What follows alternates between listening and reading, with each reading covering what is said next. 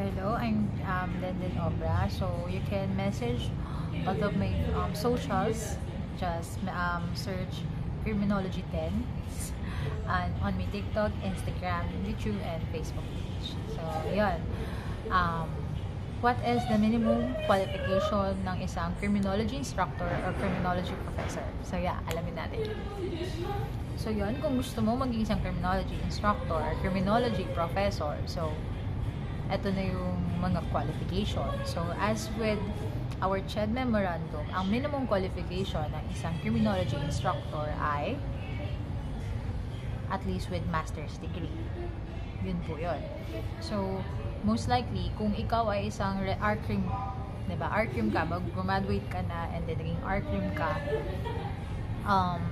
they can admit you on some school for an entry level, but you have may contract ka na kailangan within that time frame mayroon ka ng master's degree or else tatanggalin ka na dun sa school na yon. Okay? Kasi ang minimum qualification ng isang profesora o instructor ng criminology na nagtuturo ay kailangan mayroong master's degree. Kasi paano yun? Ang tinuturuan mo nag-aaral ng 4-year course, ang nagtuturo lang din sa kanila graduate lang din ng BS Crim, diba? So medyo sala nga naman. So, kung ikaw ay isang RCRIM na, and then gusto mo maging isang instructor or isang professor, ay aking minumungkahi na mag-master's degree ka na. And second is yung leveling and the positioning. Pag ikaw ay RCRIM at napayagan ka sa isang entry level, pero most of the school, hindi sila pumatanggap ng so, yun na nga, most of the school, hindi sila tumatanggap ng entry level na criminology, RCRIM lang, na registered criminology. Most na tinatanggap nila is with master's degree. Okay? So, ang positioning nun, kung if ever man ma-entry level ka, if you're instructor 1, and if you have other credential, minsan kasi HR, that's most of the time, HR yung nagdedetermine ng iyong level, ng iyong, pero in my experience, kapag entry level ka, you're instructor 1 with the minimum salary, but this salary is for it vary with different companies, diba? And different school institution, it varies, okay? Pag entry level ka ng RCRIM, ng instructor, parang ang sahod mo dyan is 22,000 sa mga ganyan, more or less. Instructor 2, in my experience, it's 24,000 and above, ganyan. Pag ikaw ay isang master's degree, may master's degree ka, ang inyong entry level ay assistant professor. Okay? Assistant professor ka, and then your salary is, it depends. Kasi may mga school na medyo mababa yung rate, may mga school na medyo mataas yung rate. Diba? Most likely, it's 27,000 and above, and 35, mga ganyan.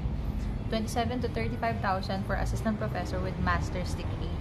And then, yung mga nagdo-doctorate na or yung may doctor's degree, yun po yung tinatawag nating mga professors. Professors, and yun, mga professor at mga professor.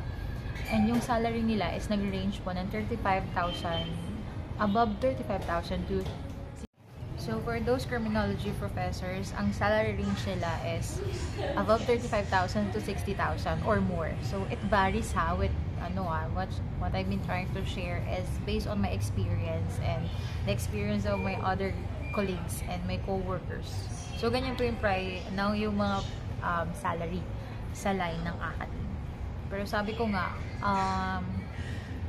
kung gusto mong yumaman or gusto mong maka-LL sa larang ito, lagi ko sinasabi sa mga students ko, kung ang pangarap mo maka-LL ka sa ganitong larangan, huwag ka pong papasok sa linya ng academe. Kasi po, medyo mababa po ang salary ng academe compare, based on the numbers na pinersend ko, medyo mababa pa yun compare sa ibang line ng work sa criminology. So, imagine kung mababa na yung 60K para sa'yo. So, may mas mataas pa. Diba? So, mas may mataas pa po na trabaho under opportunity under criminal justice education, criminology, na nasa ibang line. So, yun lang. Kaya, yun nga, kung ikaw ay RCRIM, aralin mo na lahat. Okay? Kasi pandagdag credential yun eh. Pang-ranking yun eh.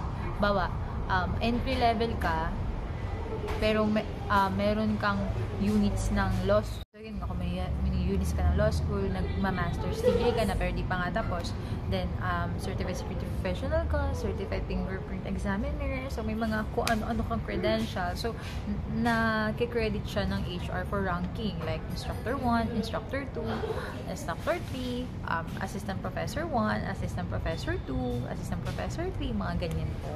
Kaya mahalaga po sa linya ng academe, kung gusto mo po sa linya ng academe ay kailangan po mag-aral ka po na mag-aral.